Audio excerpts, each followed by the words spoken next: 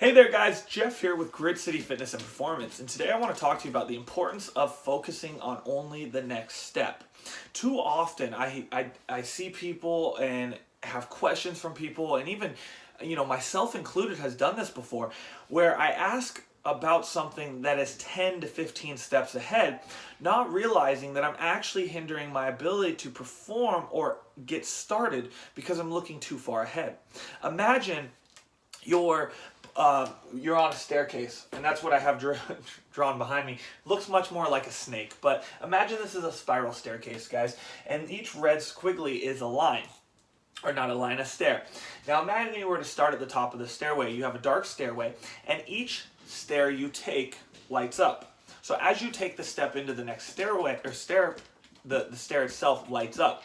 Now you wouldn't necessarily care about looking 10 steps ahead, because what you need to focus on is the singular step right in front of you, okay?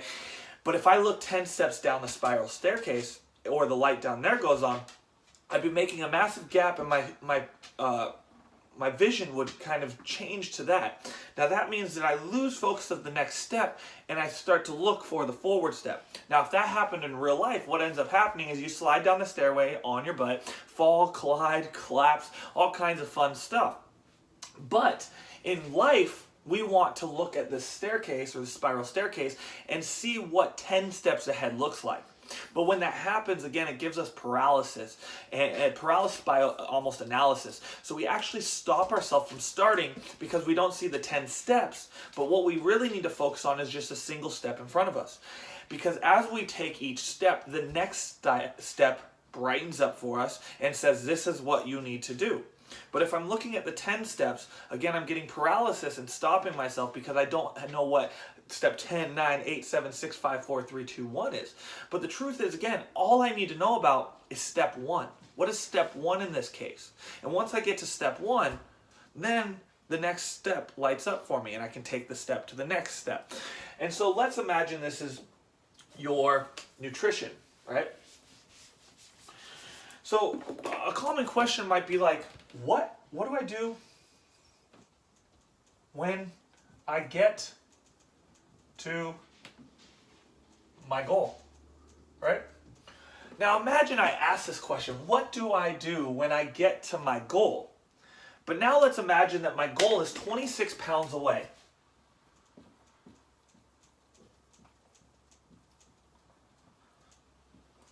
How do you think my mental mindset is going to be shifted, and how I'm going to actually lose focus of what's important by thinking about what am I going to do when I get to my goal? My goal is 12 weeks out in this case. If I'm worried about what I'm doing 12 weeks from now, I'm not focusing on the tasks and things in front of me that will lead me to actually achievement of this goal.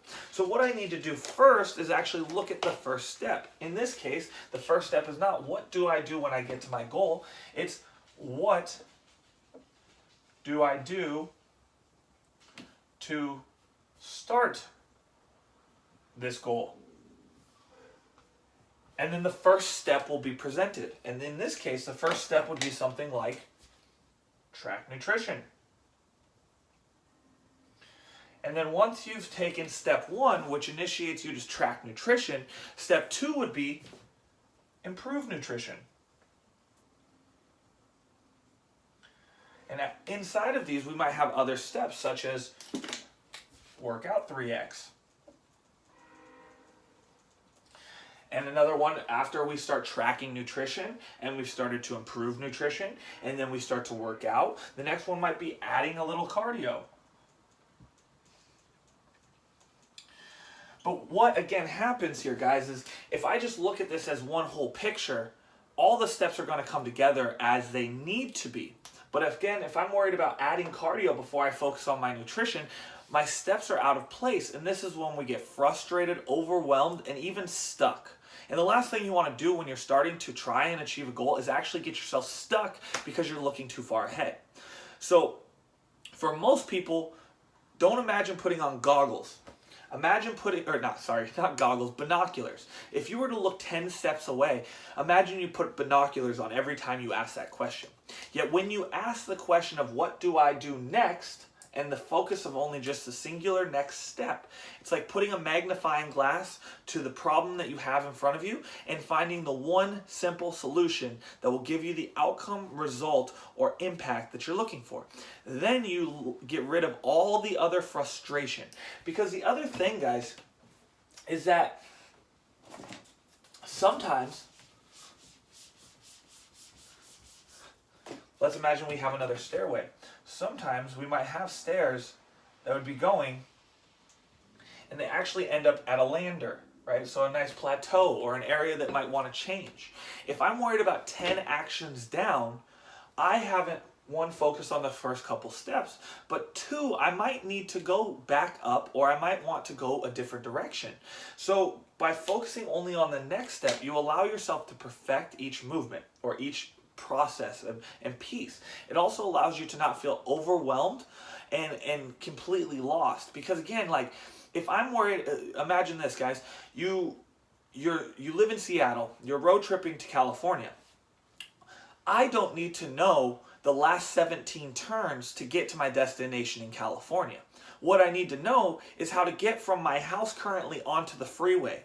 And then once I'm on the freeway, all I need to know is how to get from the freeway to the point in California where I get off the freeway.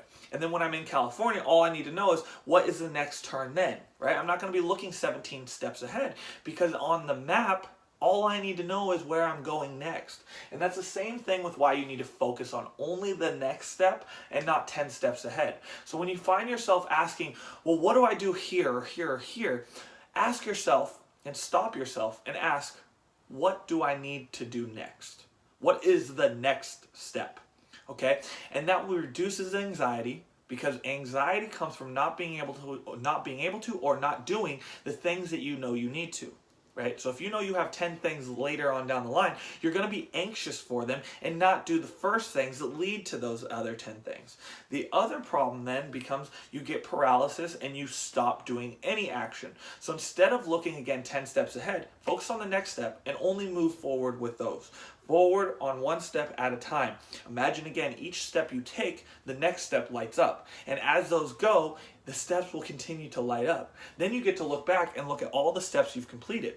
First, stepping back, looking, saying, hopefully you can light up all 10 steps and then I'll take my step. That's not a good way of looking at it because you'll never get started. So instead, focus on just the next step and ask the simple question of, what is the next step I need to take? Then the clarity around the solution will come and be very visible. Without that simple question, then you're kind of lost in space. So that's why it's important that you guys focus on the next step only, not 10 steps ahead. Focus on just improving each concept as you move through it and focusing on just taking one step at a time and not trying to jump 10.